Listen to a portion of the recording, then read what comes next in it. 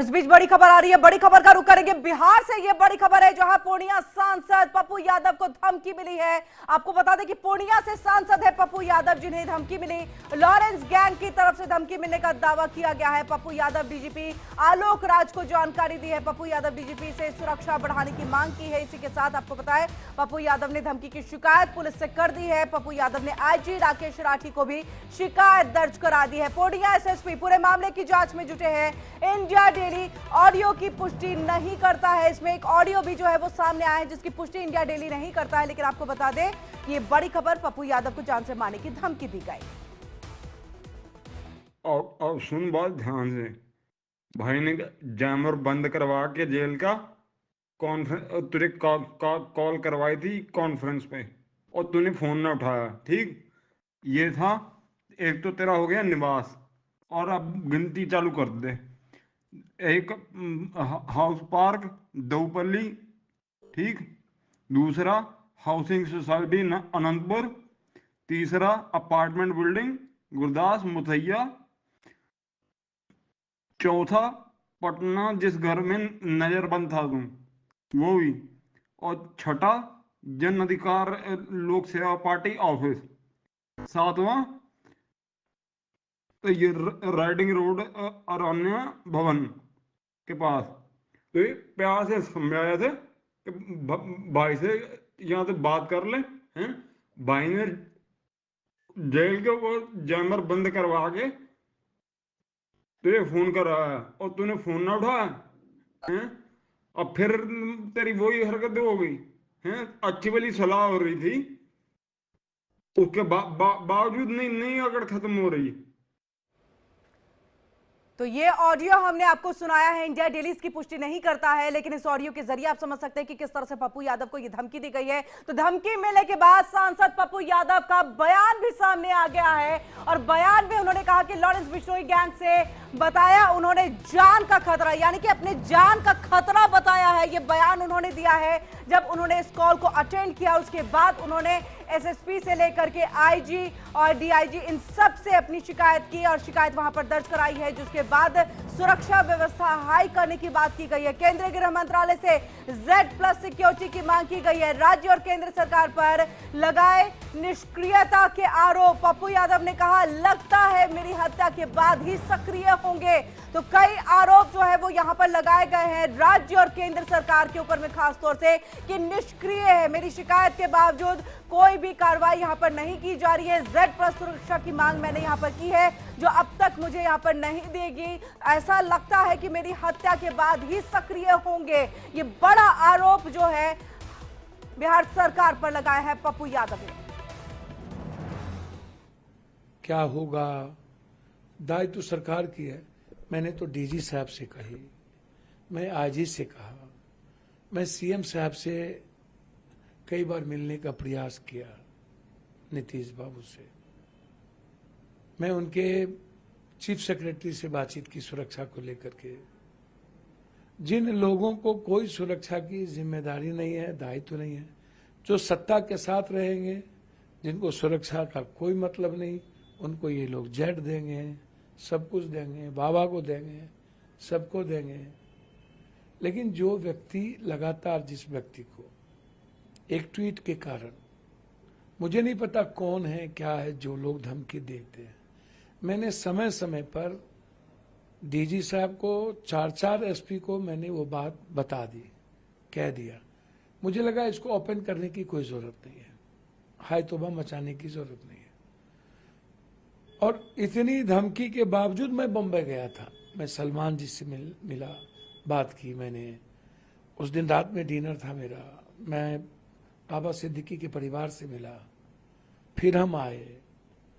तो ये सामाजिक जीवन में, पारिवारिक जीवन में व्यक्तिगत काम है, वो हर व्यक्ति को करना चाहिए। दुख के घड़ी में रहना चाहिए। तो हम तो नहीं डरे, हम तो अपना काम कर रहे हैं। हम बम्बई भी गए, हम अपनी जिम्मेदारी का निर्वहन भी कर रहे हैं। कल बिहार में जो घटना घटित हो रही है वहां भी जा रहे हैं। तो हमने तो पूर्णिया में भी, Purnia SP, Katihar SP, Madhepura SP, IG, DG, हमें जब खबर मिली इस नंबर से लोग आए हुए हैं विभिन्न जगहों पर, हमने नंबर तक दिया, हमने आईजी से 2-2 बार बातचीत की। तब सत्ता में नहीं हूं इसके लिए हमें मर जाना चाहिए या इनकी सुरक्षा की जिम्मेदारी नहीं है। मुख्यमंत्री जी सत्ता वाले लोगों को समय देंगे, गैर सत्ता वाले से मिलेंगे भी नहीं। तो कम से कम बिहार सरकार इतना बेशरम तो ना हो कि जब मैं दौड़ूंगा तो गिरूंगा भी, मैं तैरूंगा तो डूबूंगा भी, तैराकी भी कराऊंगा, उखरी में मुरी दूंगा तो समाज से कितना डरूं। आप हमें बताओ ना, घर भी ढुकेंगे, जांग भी कांपेगा। तो ये स्वाभाविक है, बचपन से मैंने झेले हैं। मैंने देखा है सामाजिक न्याय की लड़ाई में, सामाजिक व्यवस्था में कई तरह के उतार चढ़ाव। कहावत है, कुत्ता चले हाथी चले बाजार, कुत्ता भूखे आ जा। मेरी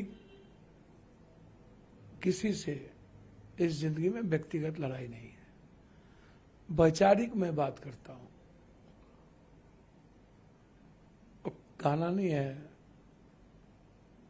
मिर्ची लगी तो मैं क्या करूं, तो विचारों की बात तो मैं बोलूंगा ना। सुरक्षा ना सुरक्षा की जिम्मेदारी सरकार की है। और चलिए ज्यादा जानकारी और बातचीत करने के लिए हम सीधे रुख कर लेते हैं अपने संवाददाता सहयोगी का रुख करेंगे। रजनीश सिन्हा हमारे साथ फोन लाइन पर जुड़ चुके हैं। रजनीश, जिस तरह से ये ऑडियो क्लिप जो है वो सामने आई, लेकिन इसकी पुष्टि इंडिया डेली नहीं करता। पप्पू यादव ने सीधे तौर पे गुहार लगा दी, उन्होंने कई शिकायतें दर्ज कराई, ये कहते हुए कि राज्य सरकार उनकी बातों को नहीं सुन रहे, उन्हें सुरक्षा मुहैया नहीं करा रहे। केंद्र सरकार पर भी बरसे, उन्होंने कहा मैं अपना काम कर रहा हूं, लेकिन सत्ता पक्ष मेरा यहां पर मेरी सिक्योरिटी को लेकर के किसी तरह से सक्रिय होता हुआ नहीं दिखाई दे रहा।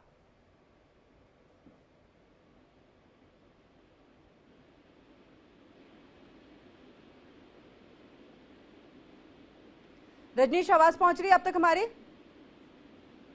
चलिए, रजनीश तक हमारी आवाज नहीं पहुंच रही है, दोबारा हम उनसे जुड़ने की कोशिश करेंगे। लेकिन अपने दर्शकों को एक बार फिर से बता दें, ये पूरा मामला है, पप्पू यादव को जान से मारने की धमकी मिली है। ऑडियो हमने अभी आपको सुनाया, जिसकी पुष्टि इंडिया डेली नहीं करता है। हम लगातार इस बात को आपको बता रहे हैं। इसी के साथ आपको बता दें, पप्पू यादव ने अभी बातचीत भी की, उन्होंने उनका बयान सामने आया कि देखिए मैं बाबा सिद्दीकी की मौत के बाद जो उनकी हत्या हुई, उसके बाद मैं मुंबई भी गया, उनके परिवार से भी मुलाकात किया। रजनीश, आप तक हमारी आवाज पहुंच रही है?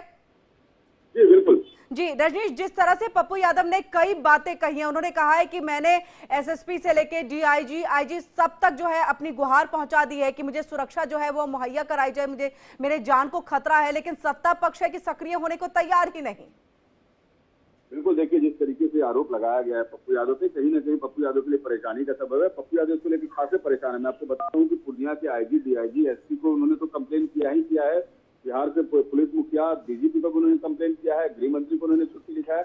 और कहीं ना कहीं वो बहुत ज्यादा परेशान है। जब से लॉरेंस बिश्नोई के जो कॉल बताया जा रहा है, तथाकथित जो कॉल आया है और जिस तरीके की भाषा का उसमें इस्तेमाल किया जा रहा है, कॉल किसने किया है पूरी तरह से वेरीफाई नहीं हो पाया है, लेकिन जो क्लेम किया जा रहा है उसको लेकर पप्पू यादव परेशान है। और अमन जैन की झारखंड की है, उसने जिस तरीके से पोस्ट किया और पप्पू यादव को कहा है कि टीआरपी लेने की कोशिश न करें और जो कुछ आप कर रहे हैं इसका खामियाजा भुगतना पड़ेगा, उसके बाद से पप्पू यादव अपनी सुरक्षा को लेकर खासे परेशान है।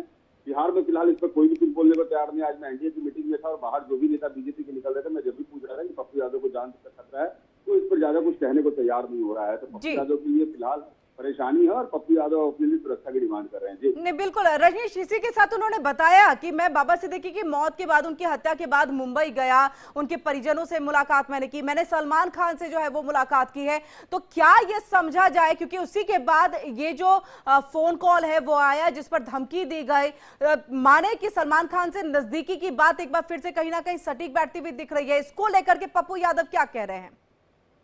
बिल्कुल, देखिए इसमें कोई दो मत नहीं है कि जब से, और सिर्फ उनकी मुलाकात के कारण ही नहीं, पप्पू यादव के कुछ बयान भी इस तरीके के आए थे जिसको लेकर ये विरोध है, क्योंकि इस बयान के बाद से ही उन लोगों में ज्यादा बौखलाहट है।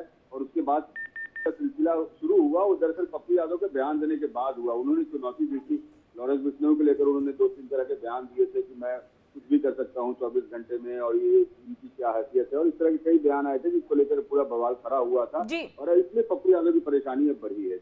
जी बहुत बहुत शुक्रिया रजनीश, तमाम जानकारी हम तक यहाँ पर पहुंचाने के लिए। तो पप्पू यादव जिन्हें जान से मारने की धमकी दी गई है, गुहार उन्होंने लगाई।